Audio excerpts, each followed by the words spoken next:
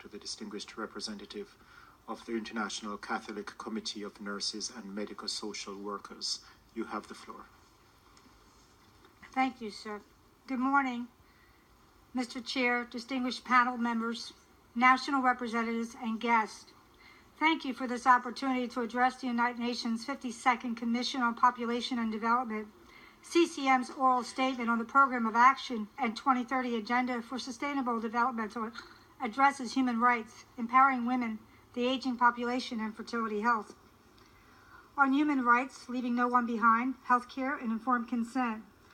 The UN Universal Declaration on Bioethics and Human Rights lists the following three statements contained in Articles 4 to 14, and that is, the purpose of governments is to promote the health and social development for their people, that the highest attainable standard of health is a fundamental right of every human being without distinction of race, religion, political belief, economic, or social conditions.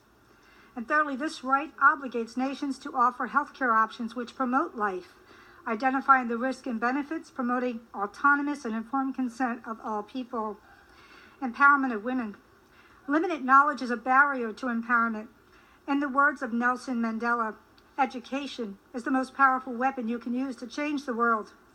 To advance health and well-being of persons and families, from conception to natural death, at home and in society, education of women is essential. Aging population.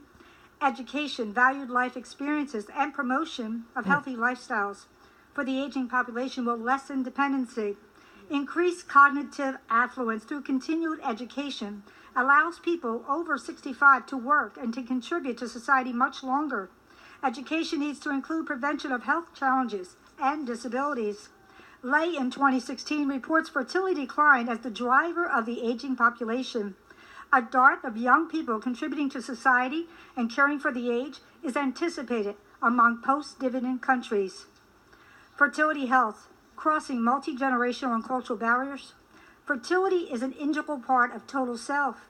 Understanding the body, fertility, and life cycle development from human conception to human adulthood is paramount. The primary method of fertility suppression promoted among the nations is hormonal manipulation via estrogen, which is a class 1 carcinogenic, and progesterone, linked to blood clotting causing stroke and heart attacks in women.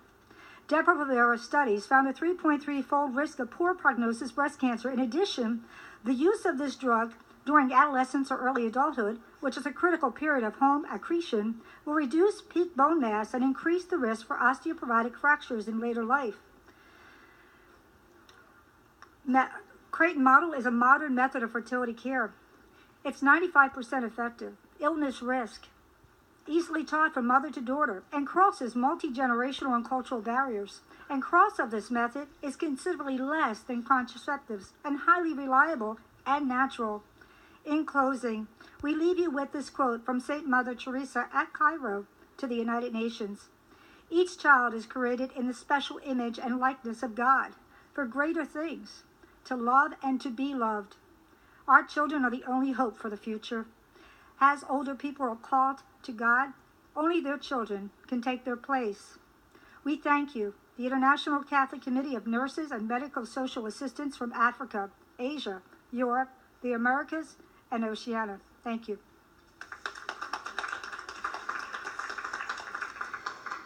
I thank the representative of the International Catholic Committee of Nurses and Medico-Social Workers. I give the floor